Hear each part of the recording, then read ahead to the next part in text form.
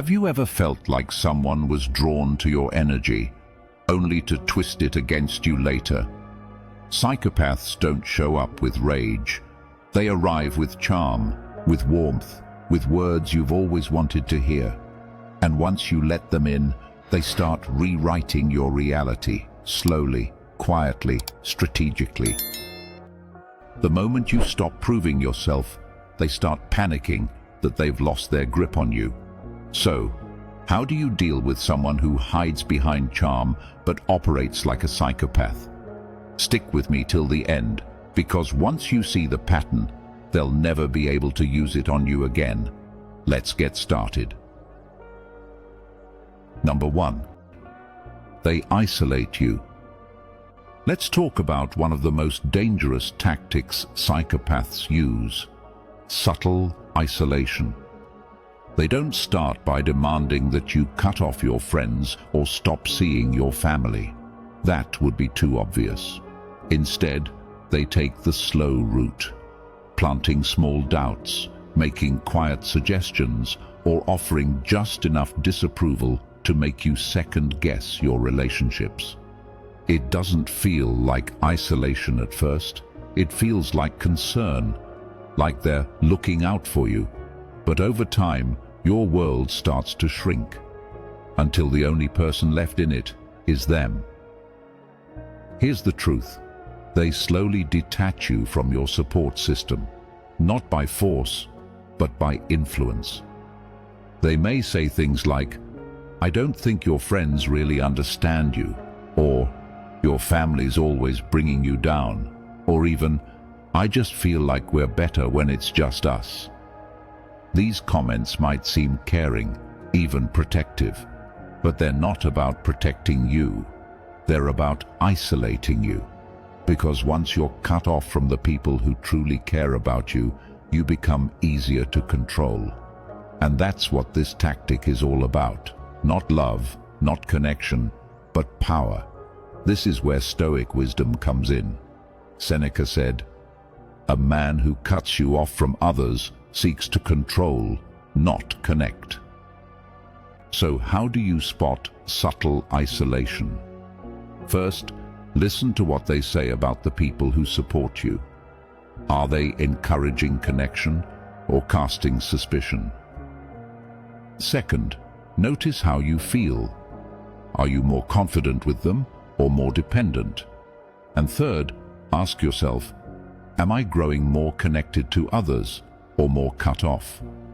At the end of the day, anyone who truly loves you will want you to thrive, not shrink. Psychopaths isolate not to protect, but to possess. And the moment someone tries to disconnect you from your support system, they're not pulling you closer. They're pulling you away from yourself. Number 2. They show no genuine remorse. This is the person who can lie to your face, manipulate your emotions, or hurt you deeply, and walk away as if nothing ever happened.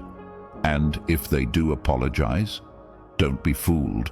It's not about taking accountability. It's about strategy. Their words are rehearsed, their tone carefully controlled, and their timing calculated. Because for them, apologies aren't about healing. They're about maintaining control. Here's the truth. Psychopaths hurt others without the slightest sense of guilt. They don't carry shame. They don't reflect. They don't wrestle with regret late at night. What they do feel is inconvenience. If their actions create drama, they'll try to fix the appearance of the situation, not the damage itself. And if saying sorry helps them avoid consequences or win you back temporarily, they'll do it. But not because they care. They do it because it works. This is where Stoic wisdom comes in. So how do you protect yourself from someone like this? First, don't listen to their words. Watch their patterns. Real remorse brings change, not repetition. Second, don't fall for the illusion of guilt.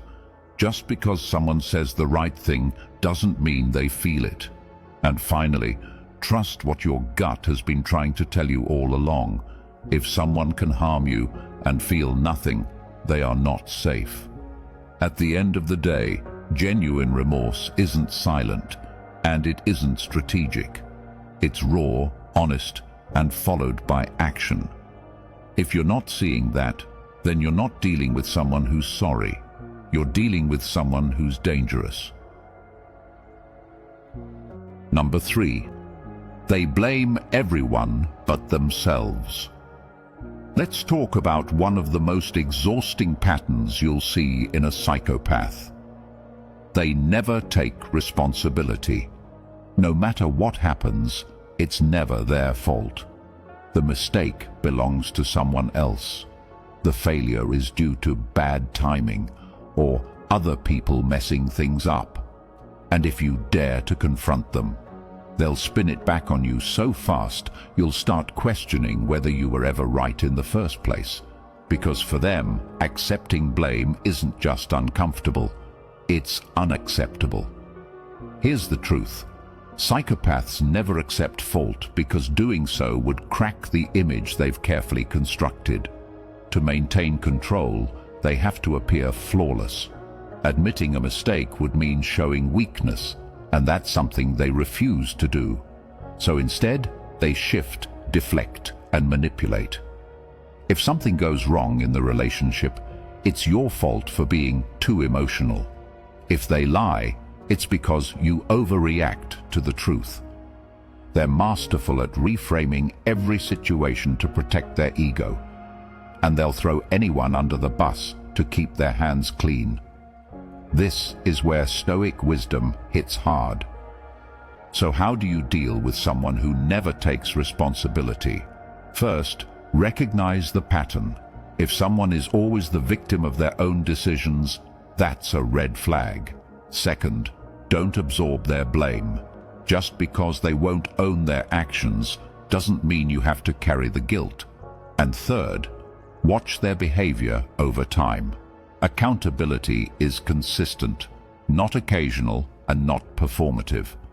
At the end of the day, everyone makes mistakes, but only the manipulative refuse to own them. Psychopaths can't grow because they never admit they need to, and if someone constantly shifts blame to avoid reflection, they're not protecting themselves, they're projecting onto you. Don't carry what was never yours to hold. If you've watched the video this far, don't forget to leave a comment with a thank God and give it a like if you enjoyed the content. Your support means a lot and motivates me to keep creating more interesting videos. I hope you find inspiration in them and that we continue learning together. Thank you for your support. Number 4. They mimic emotions but don't feel them. They mimic emotions but don't actually feel them. On the surface, they seem emotionally aware. They say the right things when someone's hurting. They nod when others share pain. They might even tear up during a sad story. But if you look closely, really closely, you'll notice something missing. Their reactions lack depth. Their timing feels off. And when the moment passes, so does their concern, like they were simply acting out a script. Here's the truth. Psychopaths study human emotion the same way an actor studies a role. They watch how people react. They learn how empathy is supposed to look. Then they copy it, not to connect, but to blend in. Their goal isn't to feel with you, it's to avoid suspicion. They've learned that pretending to care makes them more likable, more trusted, and harder to detect. But underneath the performance, there's no emotional resonance, just calculation.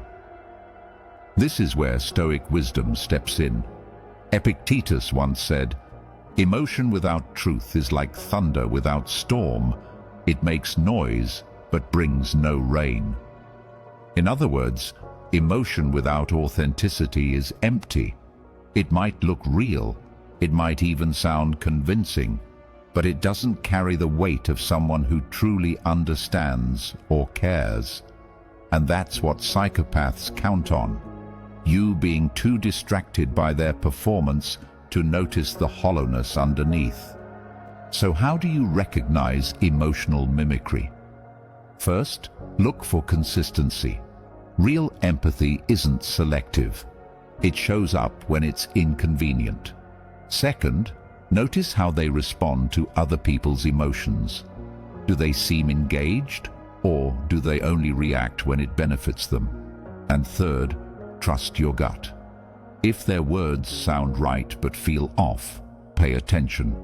Your instincts are picking up on something their performance can't fully hide. At the end of the day, real emotion leaves a trail. It lingers, it deepens, it connects. Psychopaths might imitate empathy, but they can't fake true presence. Their version of emotion is thunder without the storm. It makes noise, but it never brings the rain. Number 5. They exploit your empathy. They don't just notice that you're kind, they study it. They learn how much you're willing to forgive, how far you'll go to understand, how deeply you feel. And then they use that against you, not by openly demanding things, but by subtly twisting your compassion into a leash. One they use to keep you close, off balance, and constantly questioning yourself. Here's the truth. They know your heart is their best weapon. When they lie, manipulate, or hurt you, they count on your kindness to clean up the mess. They don't need to justify their actions. They know you'll do it for them.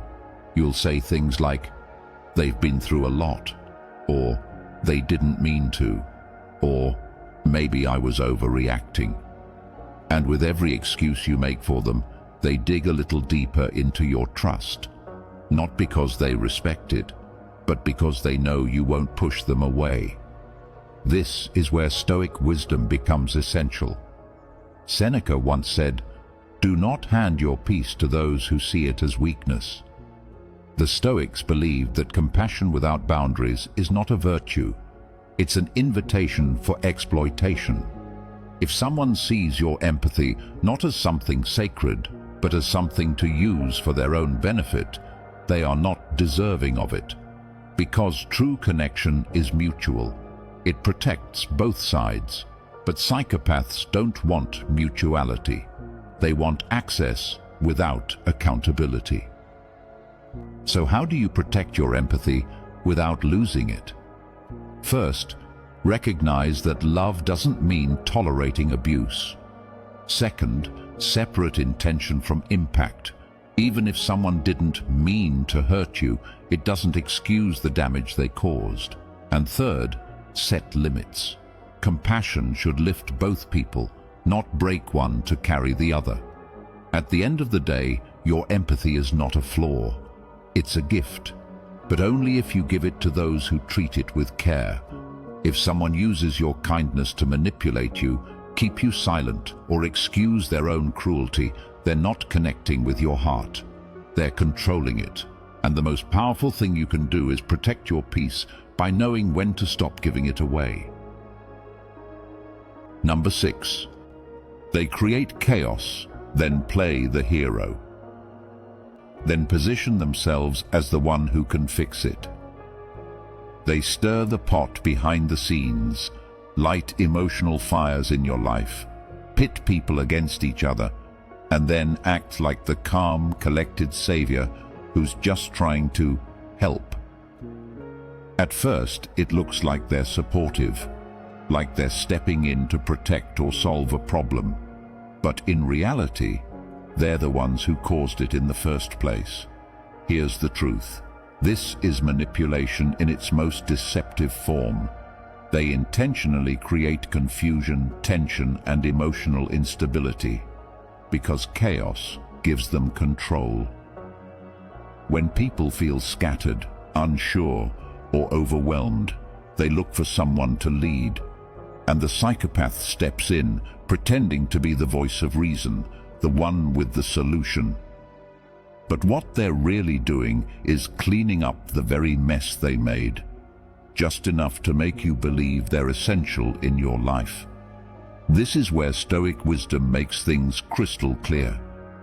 Epictetus once said, "The man who sets fire to a house, then brings water, is not a rescuer, but an arsonist with a bucket." That's exactly what this tactic is. It's not kindness, it's not love, it's not leadership. It's control wrapped in a mask of compassion. They aren't trying to fix what's broken. They're making sure you stay dependent on them to fix the chaos they caused. So how do you protect yourself from this kind of manipulation? First, watch for patterns. If the same person who comforts you is also always at the center of the storm, something's off. Second, trust your memory. Don't let them rewrite events to make themselves look better than they were. And third, measure their character not by how they respond to conflict, but by how often they seem to be around when it begins. At the end of the day, true support doesn't need a crisis to exist. If someone constantly causes problems and then swoops in to fix them, they're not helping you. They're holding you hostage to chaos. Because the arsonist with a bucket is never a savior. He's just making sure you never forget who brought the fire. Number 7, they wear many faces. To one person, they're charming and generous. To another, they're distant and cold. In a group, they may act confident and magnetic, but alone with you, they might be passive, manipulative, or even cruel. Their personality shifts like a chameleon, not to adapt out of empathy, but to maintain control. Because for them, identity isn't rooted in truth. It's a tool they shape to serve whatever outcome they want. Here's the truth. Psychopaths don't adapt to connect. They adapt to deceive. They study people like puzzles. In one moment, they'll be the perfect friend. In another, the perfect partner. But it's all an illusion. The moment their mask no longer serves them, or worse, you begin to see behind it, they switch. Not because they've changed, but because they were never consistent to begin with. And that's the trap. You find yourself thinking, maybe I misunderstood them, or maybe they're just different around other people. But the reality is, the only thing real is the manipulation. This is where Stoic wisdom draws a hard line. The Stoics believed that truth is rooted in consistency, in how someone behaves when no one is watching, when they have nothing to gain. If a person's identity bends with every interaction, that's not depth, that's deception. A stable soul doesn't shift based on convenience. It remains anchored in values. So how do you protect yourself from someone who wears many faces? First, observe how they treat people across different settings. Is there alignment, or are they performing? Second, test for consistency. A person of integrity doesn't shift based on who's watching. And third, trust patterns, not moments. Anyone can be convincing for a day. Character reveals itself over time. At the end of the day, truth doesn't shapeshift. It doesn't need to. If someone changes who they are depending on the audience, they're not showing you their personality. They're showing you their strategy.